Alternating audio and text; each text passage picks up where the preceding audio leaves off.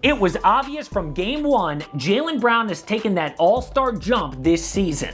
He not only had a career-high 42 points last week, he got that in just 29 minutes. The only Celtic besides Larry Bird to drop 40 in under 30. Take that, Jayson Tatum. Actually, Tatum scored 41 in 30 minutes and 30 seconds, so he could be in the club too. And you know what? Why are people trying to compare Jaylen Brown to Jayson Tatum? They're on the same team. But still, who's better has been the question for years. Jaylen Brown is the best player on the Boston Celtics, best all-around player. Actually, the truth is, on any given night, it could be either one. This video says which is better, but the actual question, how good can they be together? Hey, it's Casey. Welcome to AM Hoops. Hit subscribe as we push for 100K and notification bells. It's nice to be notified if we go live in case of breaking news or a double upload. Hit me up on Twitter at Casey Kiernan or over on Instagram at AM Hoops, especially on Twitter because I am very active during game night, which is like every night now. It's fun to go back and forth with you guys over on Twitter, so again, at Casey Kiernan. We have waited for Jaylen Brown to live up to being the number 3 overall pick for years.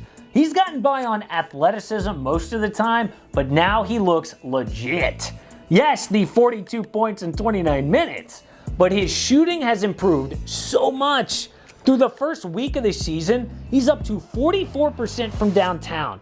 Last year, he hit 42% on catch and shoot threes. The playmaking is at a career high too with 3.5 assists. The Celtics need that without Gordon Hayward this year and Kemba Walker's injury. Brown has stepped up. Also, his handle has improved too. He is creating for himself and others, and he looks like a legit star. By the way, I said he's obviously an all-star. That is a huge statement. I hate when people say someone's an all-star without saying who's going to be left out. There are 12 all-stars every year, but at least 4 of those are guards. So, if Jaylen Brown makes one of the 8 other spots, that begs the question, who will not be an all-star that made it last year? Well, the East non-guards were Jayson Tatum, Giannis Antetokounmpo, Chris Middleton, Bam Adebayo, Joel Embiid, Pascal Siakam, Jimmy Butler, Domantas Sabonis, and Chris Middleton. I think it's pretty obvious who doesn't make it. Sorry, Raptor fans. Siakam has fallen off a cliff since the pandemic hit. He was not himself in the bubble, and this season is the same. The team even sat him for disciplinary reasons last week.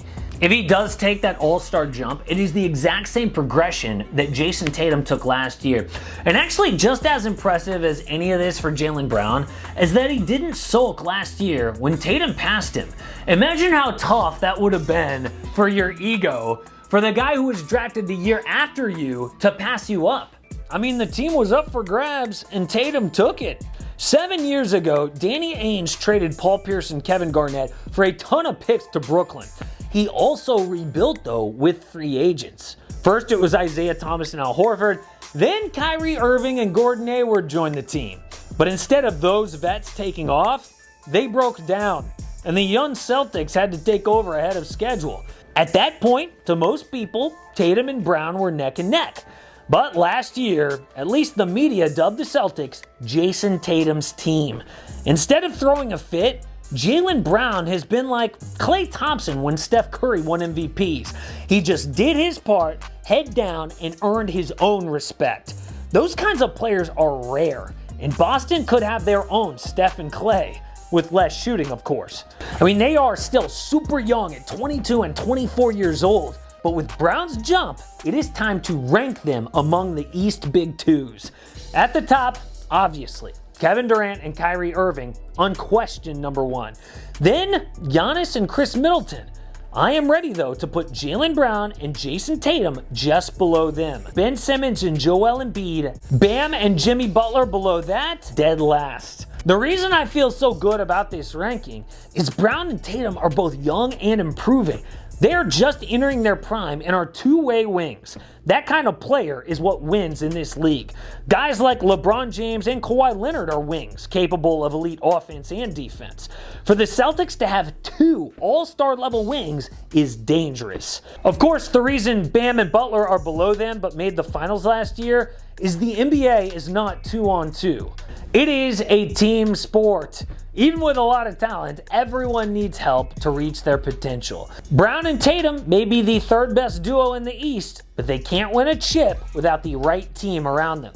Right now, the Celtics supporting cast is Kemba Walker, Marcus Smart, Tristan Thompson, and Daniel Tice. Plus young guys like Grant and Robert Williams, Peyton Pritchard, and Romeo Langford. That's not exactly Heat or Nets depth, but no matter what the roster looks like, the question will be, who is the best Celtic? Well, for that, let's turn to the fact that makes you go, Things that make you go, 5 games in, Jaylen Brown averaged 28 points a game, shooting 56% from the field, 44% from downtown, with 4 boards, 3 assists, and 2 steals. Jayson Tatum, 24 points, 48% from the field, 40% from downtown, 7 boards, 3 assists, and 1 steal on about the same minutes. But the difference is, those are Tatum's numbers this year and last. 71 games. Look, I know Kendrick Perkins said Brown is better, and he is connected with this team, but his job is to make headlines. Jaylen Brown is not better than Jayson Tatum yet. If Perk said that before the season, okay, he called his shot. But for him to say that after 5 games is just not right. The truth is, Tatum's numbers are similar, but right now he is more efficient in the clutch, and the team puts the ball in his hands in big moments. They're both really good two-way players, but the thing that matters most is time. Brown has been better this year, yes, but this year just started.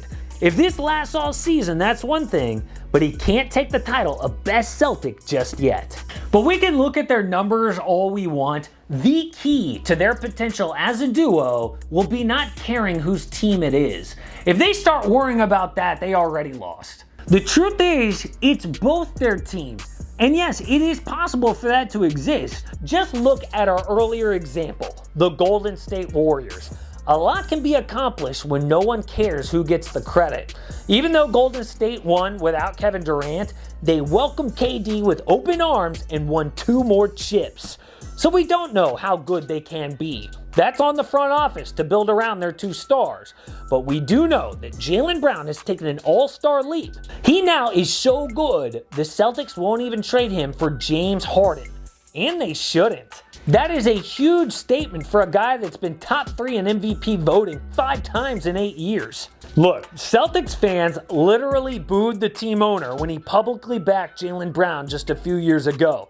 It's taken some time, but he is finally playing like an all-star. There's no denying the East has a ton of competition, but Boston has 2 young stars entering their prime who are only getting better. Support AM Hoops and click subscribe. Don't miss a daily NBA video.